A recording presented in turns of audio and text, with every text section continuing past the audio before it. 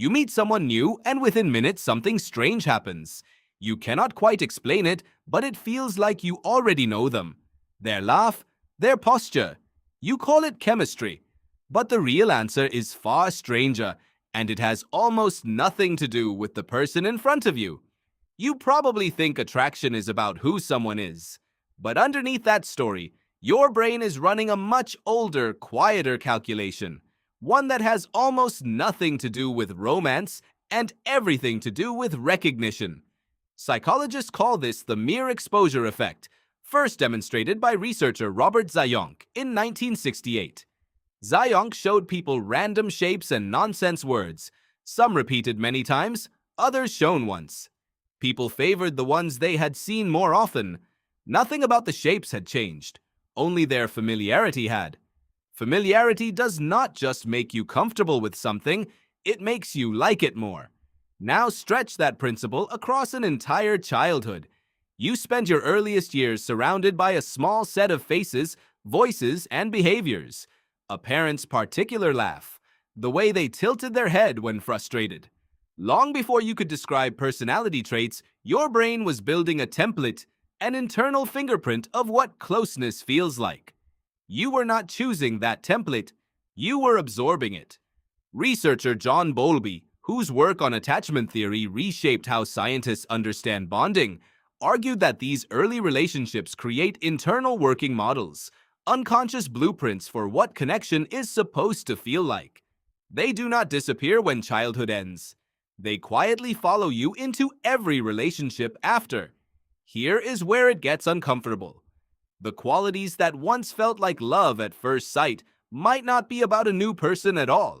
They might be an echo, a nervous system recognizing a pattern it has felt before, whether that pattern was warm and safe or anxious and unpredictable. Have you ever wondered why some people repeatedly date the same type, even when it is not working? Researchers studying attachment have found people are often unconsciously drawn to dynamics that match their earliest emotional experiences, even painful ones. Familiar dysfunction can feel more legible than unfamiliar peace. That flutter meeting someone new is not always a signal they are right for you. Sometimes it is simply your brain whispering, "I have felt this shape of person before." Neuroscientists studying facial recognition have found the brain processes familiar faces more quickly and with less effort than unfamiliar ones. This creates what researchers call processing fluency. Things easier for your brain to process often get mistaken for things you like more. Fluency feels like liking, even when the two are separate. So when someone reminds you, even subtly, of a parent, a childhood friend, or an old partner, your brain processes them with unusual ease.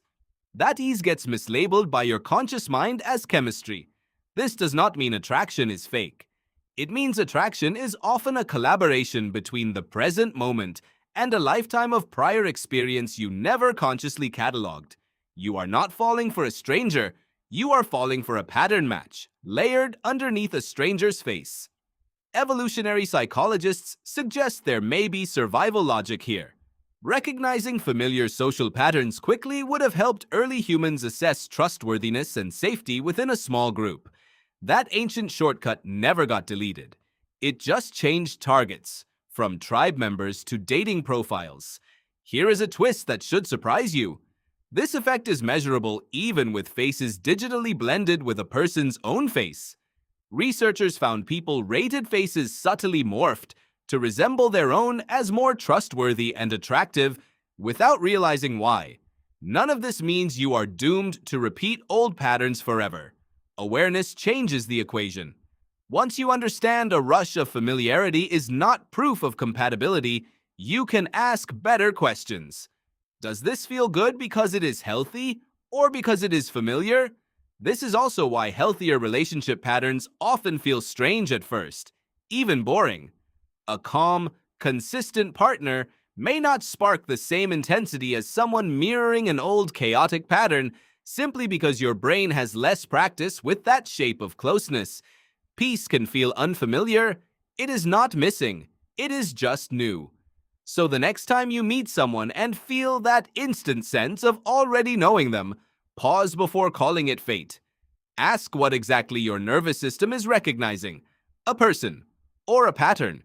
You meet someone new, and within minutes, something strange happens. You cannot quite explain it, but it feels like you already know them. Now you do know why. It was never really about them. It was about every face that came before them, quietly teaching your brain what closeness is supposed to feel like.